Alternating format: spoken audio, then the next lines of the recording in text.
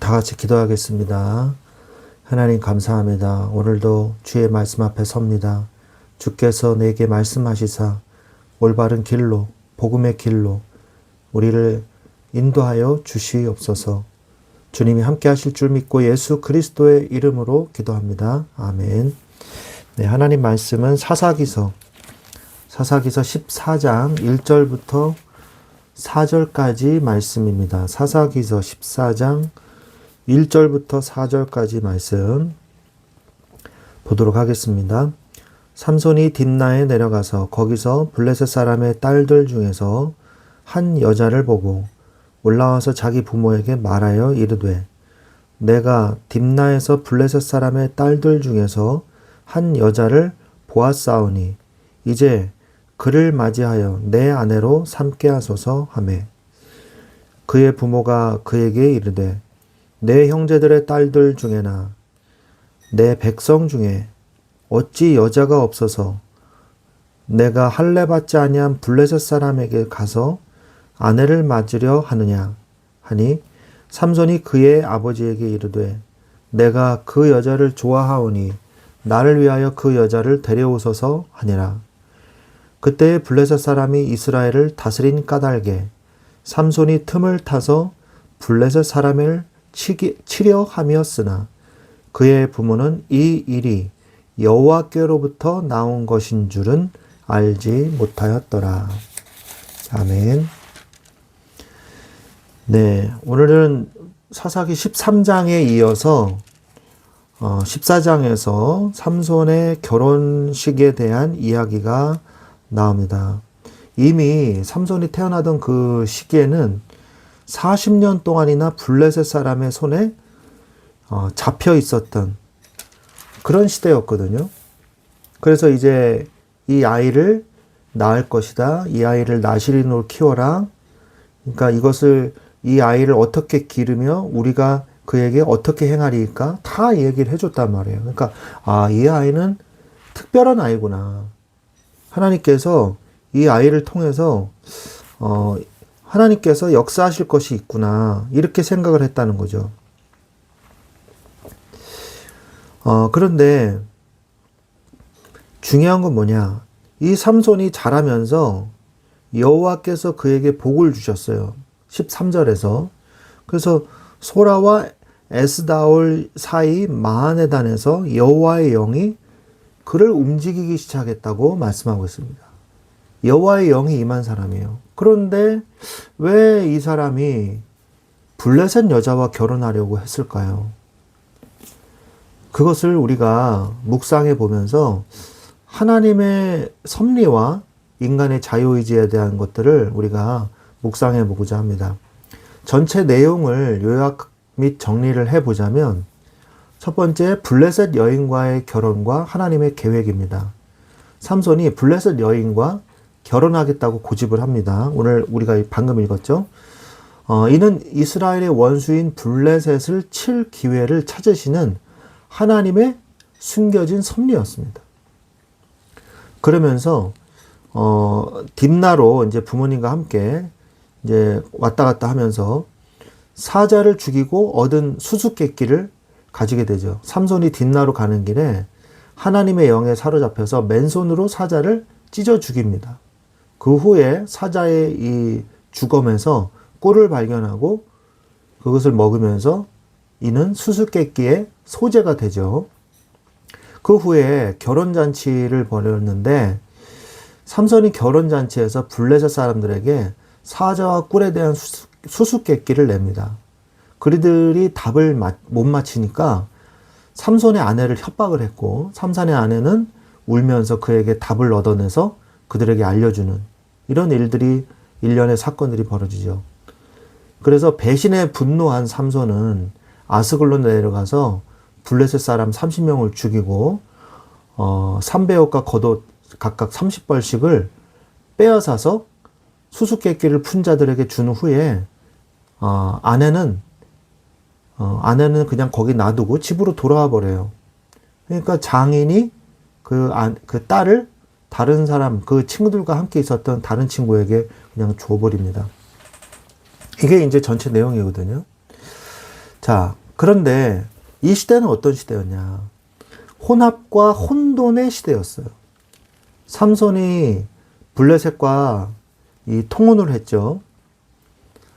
그런데 부모는요, 직언을 합니다. 할례 받지 아니한 블레셋과 통혼을 반대하죠. 이스라엘 백성은 그 당시에 사사기서 3장 5절 6절을 말씀해 보고 2장에도 나오는데요.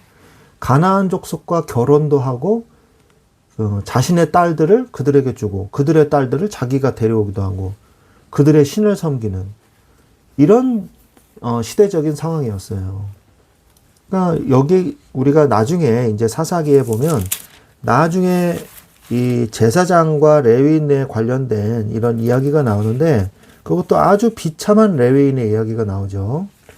그리고 제사장도 나오는데 이 내란이 일어나요. 스스로 이제 지파들끼리 싸우는 전쟁이 일어나는데 싸우리까 안 싸우리까 그것을 물을 때 이제 제사장이 나오거든요.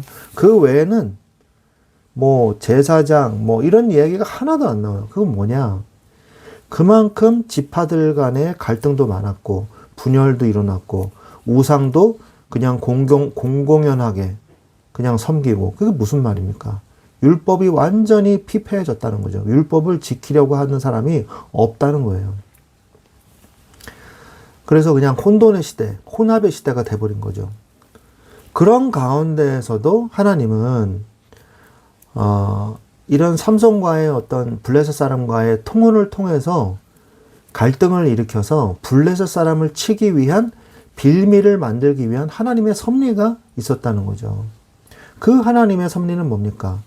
구체적으로 수수께끼를 통한 하나님의 섭리가 있었어요. 딥나의 여자와 이제 결혼잔치에서 수수께끼로 배옷과 겉옷 각각 30벌 내기를 합니다. 그래서 어떤 내용을 얘기하냐면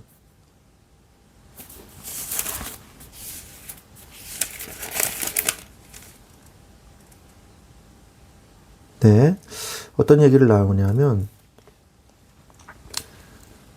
일곱째 날에 자 14절에 보면 삼손이 그들에게 이르되 먹는 자에게서 먹는 것이 나오고 강한 자에게서 단 것이 나왔느니라 하니라.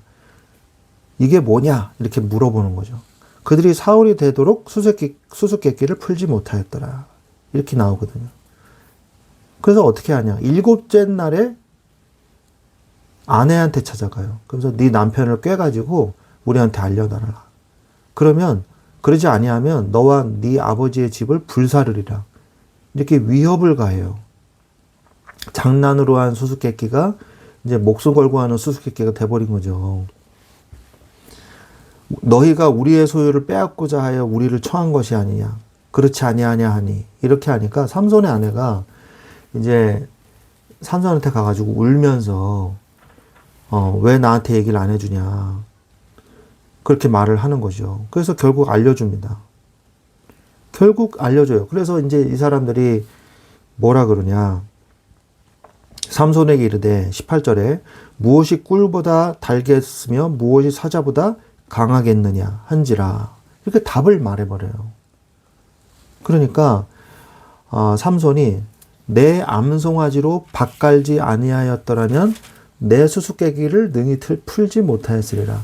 내 암송아지는 이제 아내를 빗대서 비유로 얘기하는 겁니다. 밭갈지 아니하였더라면. 그러니까 내 아내를 통해서 너희들이 그 수수께끼를 알아내지 아니하였더라면 내 수수께끼를 풀지 못했을 거다. 이렇게 말하는 거죠.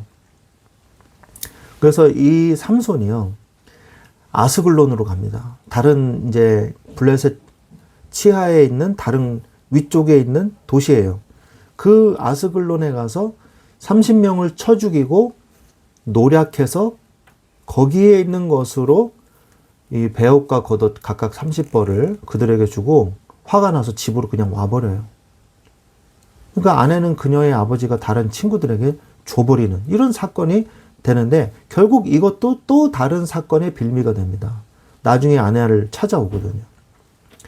사건 안에는 하나님의 계획이 있습니다. 그래서 여러분이 살면서 여러 가지 사건도 있고 만남이 있지 않습니까? 이 만남과 사건, 이 두 가지를 통해서 하나님은 우리 인생에 하나님의 계획을 가지고 계세요. 블레셋의 마찰로 인해서 삼손은 블레셋과 원수가 됩니다. 그전에는 원수가 아니었어요. 아까 얘기했죠. 블레셋과 통혼을 하고 블레셋과 서로 친하게 지내는 이런 상태가 돼버린 거예요. 통혼도 하고 서로 결혼도 하고 뭐 우상 숭배도 같이 사이좋게 하고. 그런데 하나님께서 이 사건을 통해서 삼손이 블레셋과 원수가 되도록 계속 만들어 가시는 것을 볼 수가 있어요. 삼손을 통해서 이렇게 하신 이유는 삼손을 통해서 블레셋의 압제를 벗어나게 하시기 위한 하나님의 계획이셨던 겁니다. 삼손이요, 이때까지만 해도 아직 사사가 된 것은 아니었어요. 사사가 된 것은 아니었어요. 근데 이러한 여러 가지 이 사건들을 통해서 삼손이 사사가 되어가는 그런 내용들을 우리가 볼 수 있는 것입니다. 여기서 우리가 두 가지를 볼 수가 있어요. 뭘 보냐? 첫 번째, 하나님의 섭리입니다. 두 번째, 인간의 자유의지예요. 하나님의 섭리와 인간의 자유의지는 어떤 관계가 있냐? 먼저 인간의 자유의지를 보면 하나님께서 인간을요, 로봇처럼 만들지 않으셨습니다. 창세기 1장 27, 28절 말씀에 보면 인간에게 자유의지를 주셨어요. 자유의지를 주셨는데 그게 뭐냐? 하나님의 형상이거든요. 하나님의 형상이라는 것은 인간이 선악을 구분할 수 있다는 것을 얘기하는 거거든요. 선악을 구분할 수가 있단 말이에요. 하나님을 선택할 수 있는 힘을 가지고 있었다는 거죠. 자유의지를 주셨어요. 근데 그 하나님은 그 자유의지를 통해서도 합력하여 선을 이루실 수 있는 능력이 있으시다는 거죠. 인간이 자유의지를 하나님을 선택하고 하나님을 사랑하고 하나님을 섬기는 데 써야 되는데 그걸 어떻게 썼어요? 하나님을 떠나는데 하나님의 약속을 깨는 데 썼어요. 그 자유의지를. 그래서 그 선악과를 따먹지 않습니까? 그럼으로 인해서 인간은 타락을 했습니다. 그러나 하나님은 하나님의 형상으로서 만든 그 인간을요, 사랑하셨고요.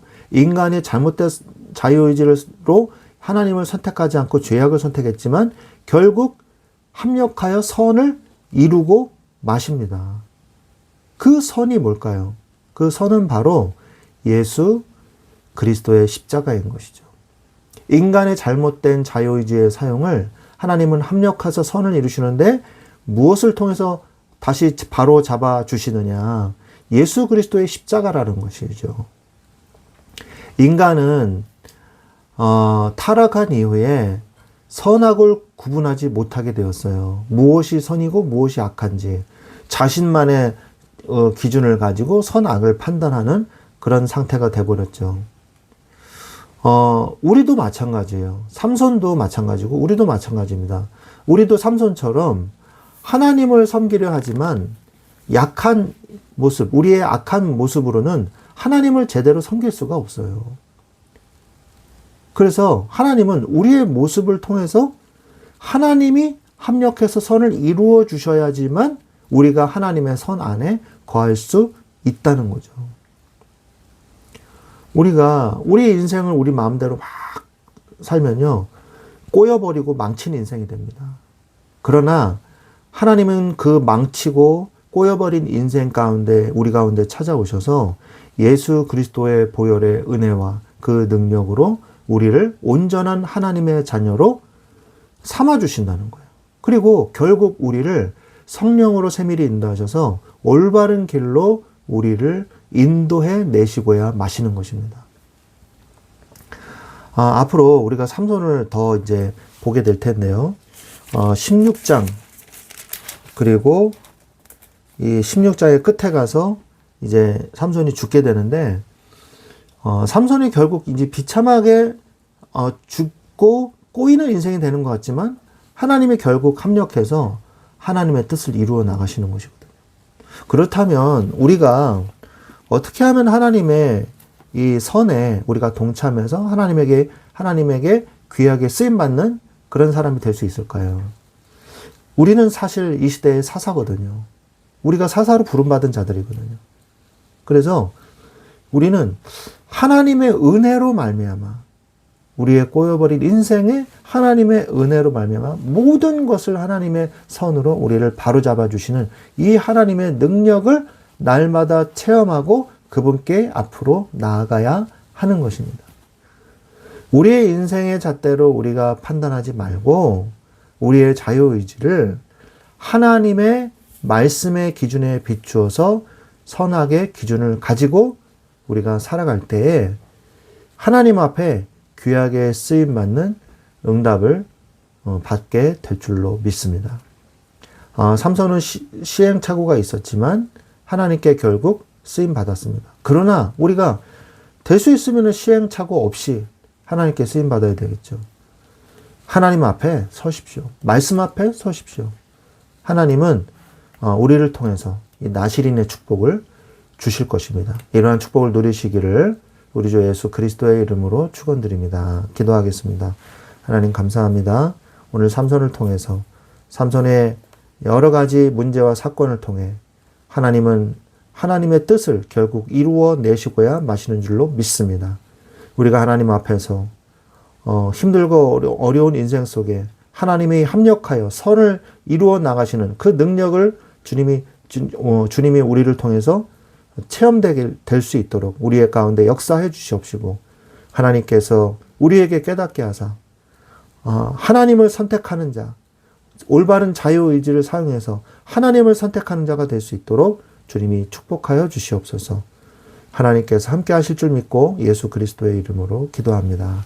아멘.